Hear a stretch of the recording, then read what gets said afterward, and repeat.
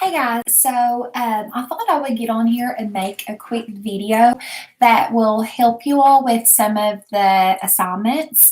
And also to remind you that I do go live 2 to 3 times during the week. So always try to join me and add me on Remind. The codes are in the feed, but if I need to repost those, that's fine. But that's the quickest way to get a hold of me because it comes in as a text message. Because sometimes notifications get lost. And also, I share a computer with my husband, who, as y'all know, is a teacher, and then my daughter has Google Work as well. So I'm not always directly in front of the computer every second of the day, but I do have my phone with me, and I'm connected to Google Classroom. But Remind, it directly just pops on there and shows me that you have a question. So please use that. Anyway, so some of the assignments this week involved things such as slope.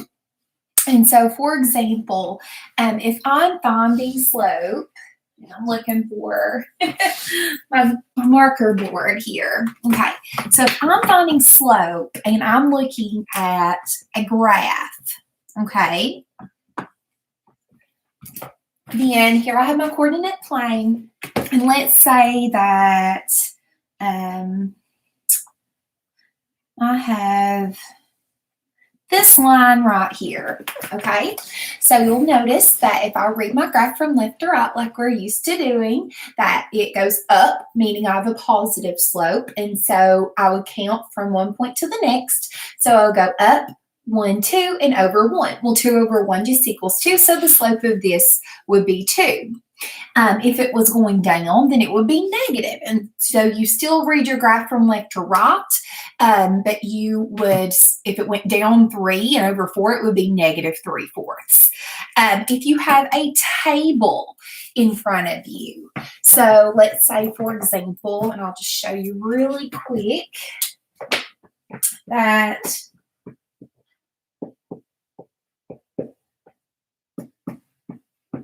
okay, let's say I have this table. So I'm looking at the change in y over the change in x. And so my y's 2, 4, 6, 8, and went up by 2, and my x's 1, 2, 3, 4, and went up by 1. So 2 over 1 equals 2. So that would be my slope there. And so that was one of the things that we reviewed this week, and we will review again in the future.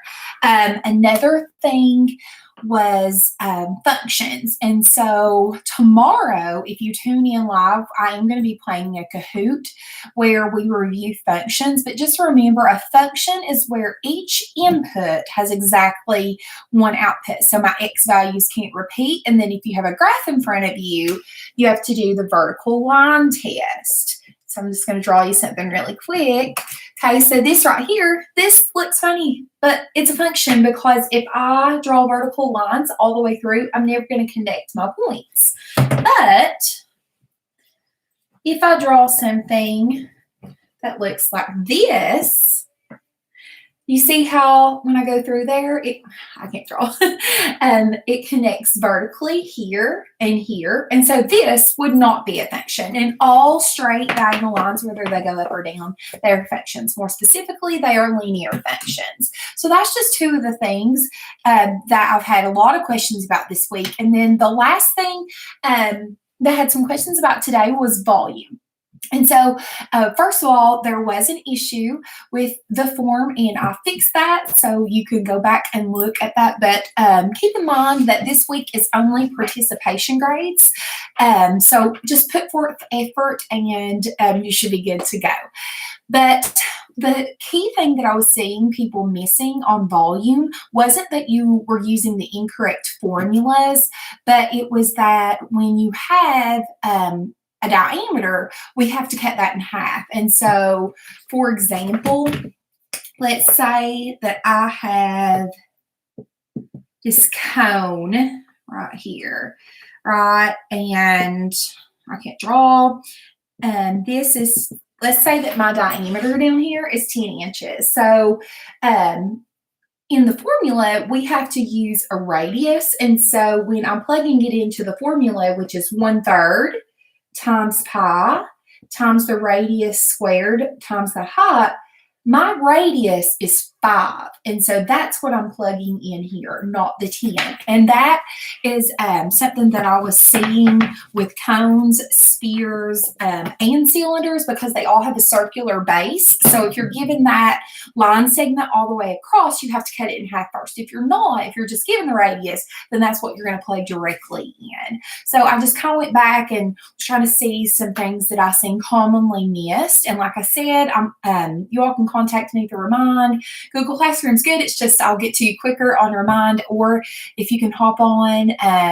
I try to go live with you guys like 1 o'clock. So even for my students who like to sleep in, I'll make it workable for you.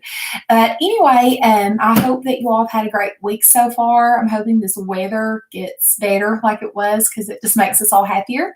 And I also hope to see several of you tomorrow afternoon to play Kahoot Live with me and review functions. Bye, guys.